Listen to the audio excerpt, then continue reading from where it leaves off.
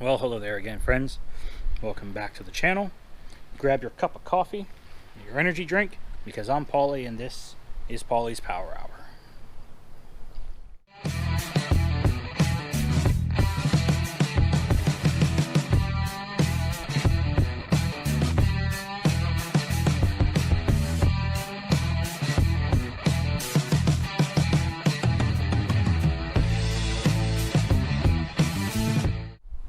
Okay, so here we are.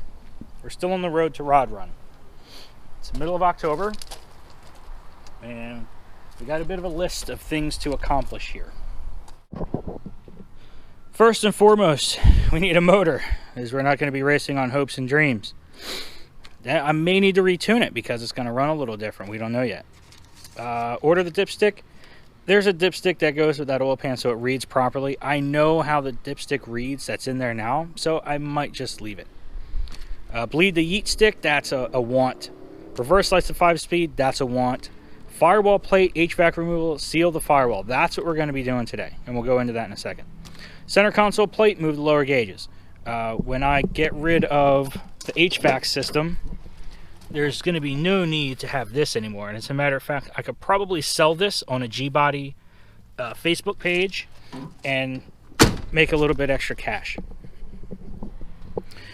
Paint the engine bay and the firewall. All of this is going to be clean. It's going to be clean. It's going to be painted. It's going to be nice. It's going to be awesome. It's going to be great. Headlight switch bracket. That's a want. Fix glove box. Paint wheels. Install center caps.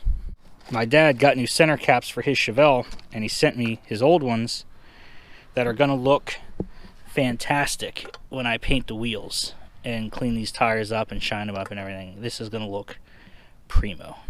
I would say that's a want, but if we're going to Rod Run, we got to go in style with this thing, so that's a need. Fix the transmission leaks. Okay. So the transmission had a slight leak. Every time I parked the car in the driveway, Rich would be like, hey, your car is leaking, it's leaving a puddle. And when we took it all apart, you'll notice in the disassembly video that there was trans fluid in here, which indicates that this one or this was leaking. These are extra spots, so if you need to locate the shifter in a different place. My shifter is here. The shifter is sealed. It's going to stay sealed. So I'm just going to pop these off and reseal them. And the last thing on the list is paint all my accessories.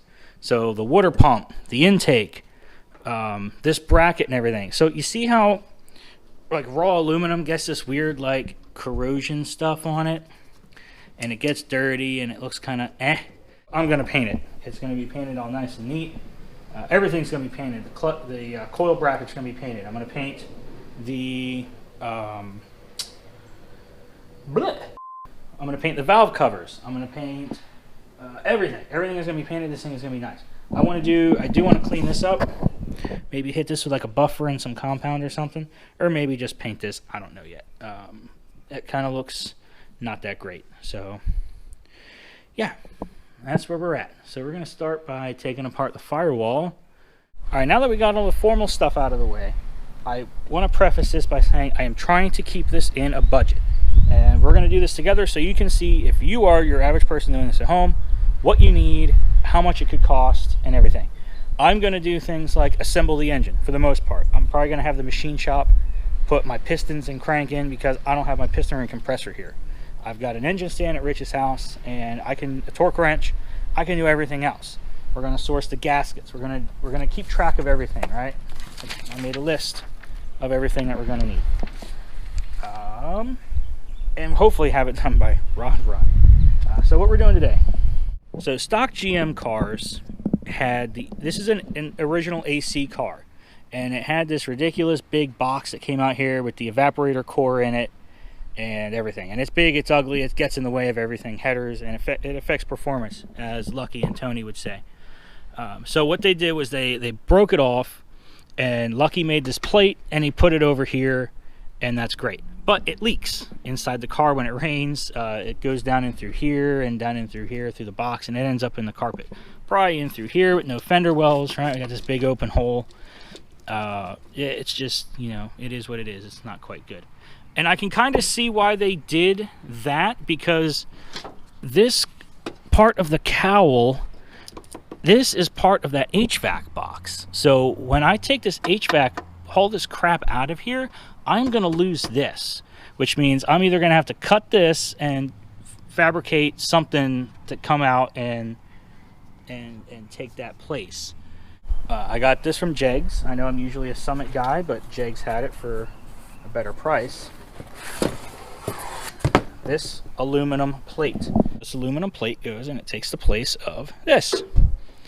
And it's going to flush my firewall. Now, it's going to be seam sealed so it doesn't leak. And it's not going to be seam sealed today because I have to get some grommets and make holes because I've got wires I have to go through. I have to remount this. This is actually going to be closer to the firewall, which may affect where this actually mounts to keep my fuel lines in the same spot because they have to go to the fuel rails. There's a lot of things to think of when you start doing stuff like this. I'm going to lose my windshield washer, which doesn't work anyway. I mean, oops. I'm going to lose my windshield washer, which isn't hooked up anyway, but still it's something to consider if you were going down this road. When you go inside, fortunately I haven't fixed the glove box yet, so that comes out.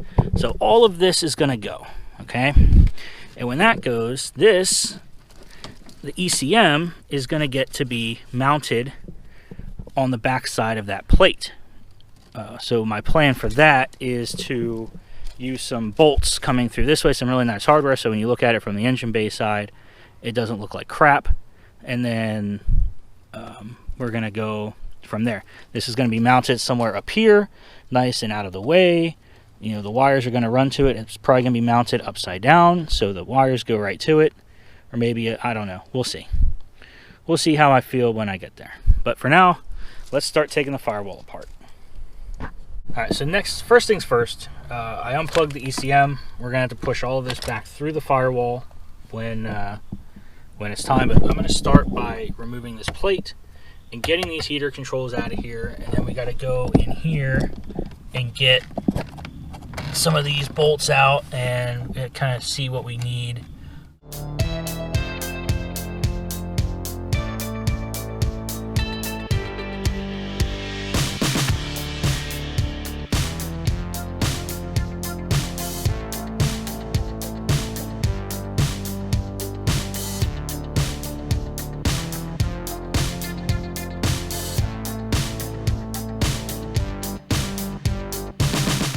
Now once you get in here, you're going to see a couple things, right? You're going to see this connector here, you're going to see this connector here, and then underneath you're going to see this this nut for the blend doors, right? So as you move this moves to the flapper that moves, you know, the blend door between heat and cold. Then you've got your vacuum lines here. I'm just going to cut these because this box is broken and not worth anything to anybody.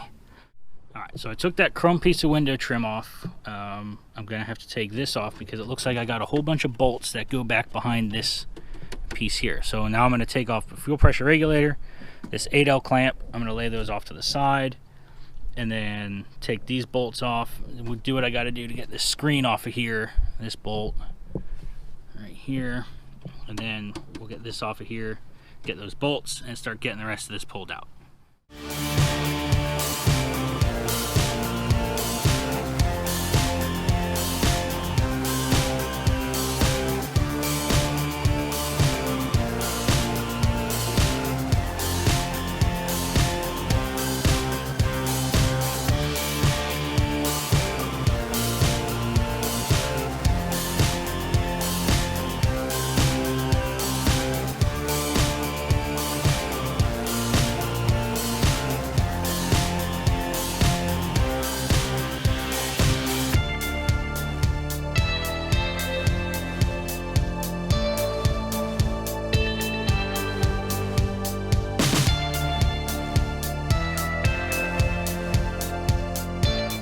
Doing this, I kind of don't blame the guys for not doing it. But we can see down into the car now, and we can see we got a little bit of rust to deal with here. No big deal. All right, let's go back inside the car and see what the heck's going on.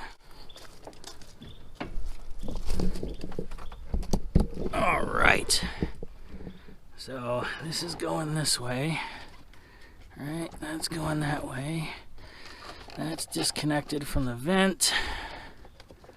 All right. Let's look in here, make sure that we're not stuck on anything else. All right, this is gonna stay. This is for the defroster. All right, I think we just start yanking this thing through.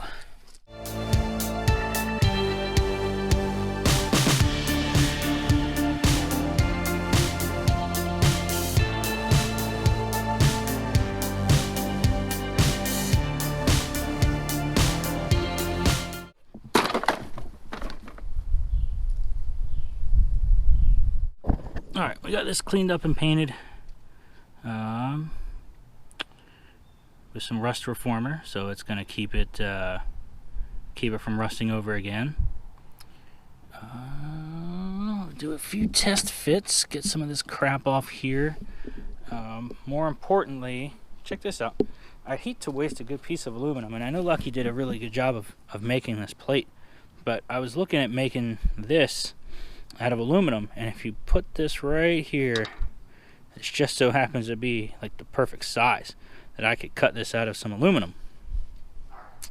I might do that. I don't know.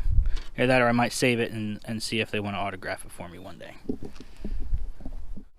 Also, in order to get the wiring through the firewall, I took the gauges out of here. I'm going to unplug them. A little nervous about doing that, but you gotta do what you gotta do. Pretty interesting. I wanted to highlight this. So this is how these Holley gauges go together. It's basically like a CAN bus headphone jack that goes into this. Then this one daisy chains to this one daisy chains to this one, and then this one daisy chains to that one. So I'm assuming that these wires are for lights. So I'm just gonna unplug these and feed them back through the firewall, so I don't have to snip any other wires. And then I'll be able to push all of this through after I drill a hole. Alright, so I've got all the wires pulled through. I'm going to go ahead and clean up all this in here. I'm going to run all this in that split loom so it's all in one place. So now it's time to test fit the plate and see how it looks. Okay, here we go. Look at that. Nice and flush. It'll look a lot better when it's painted, but it looks a million times better already. I am going to get some nice matching hardware. It's all going to be painted this color black. It's all going to match the firewall and everything. The only thing is you do lose this, doesn't continue to come across anymore. This will have its little standoff that's attached to that chrome piece that comes across. But yeah, I am happy with how this looks. And from inside the car, look at how clean this is. Looks so much more room for activities. Alright, it's day who knows what working on the car. Of course, I didn't get video of me drilling the hole, but I used a 2-inch hole saw. Right. So now the wires are back in the car, and I got to figure out some wiring here. And then as you look here, I'm starting to kind of figure out where things are going to lay. So this I'm going to bend so this sits up like this. These wires are probably going to go pull through here a little bit and then kind of come down and clamp to these. So instead of being like across and then down, it's down and then in. And as far as inside the car goes, make sure my light's on here so you can see. Okay, so the wires come in, and then they are going to come across here like this, and then the ECU, instead of mounting to the plate I installed, I'm going to cut this out, and the ECU is going to mount right here. And then the wires are going to come along, zip tied here and here. So when you're making holes, in metal to run wires and stuff through, there's a couple things you got to consider. And the most important thing is, one, how big is the biggest thing you have to push through said hole, right? So in my case, it was this relay right here was the biggest thing, right? Compared to these, this was the biggest and most awkward. Plus, it had to also go through with the thickest part of the bundle, right? So yeah, and then So that this was 1.5 inches plus or minus, a little bit minus, right? Then I went and I got a grommet that was 1.5 inches. Well, this is actually 1 5/8 inches in the middle. And then I had to cut the hole for this to fit. So this is a 2-inch grommet, which is why I used the 2-inch hole saw. And that is going to go right here like so, with the wires going through it. And heck yeah, you can see got a good seal here, more or less. Now I'm not going to super glue this yet because I need to pull this off and seam seal it. Alright, so I did get back from gallivanting all over town to find bolts to put in that plate, and I want matching hardware because I'm that kind of person. The stock bolts are like that long. They don't need to be that long because they don't go through the fiberglass box anymore, and also I'm missing a couple of them. These things vanish over time, no big deal. So I drove all over God's green earth and I found these. Perfect, except for this. So I don't want to ruin the threads in the thing, so I took a grinder and I made this, and as you can see, threads right into the firewall. Bada bing. Alright, so now I need to make 10 more of these.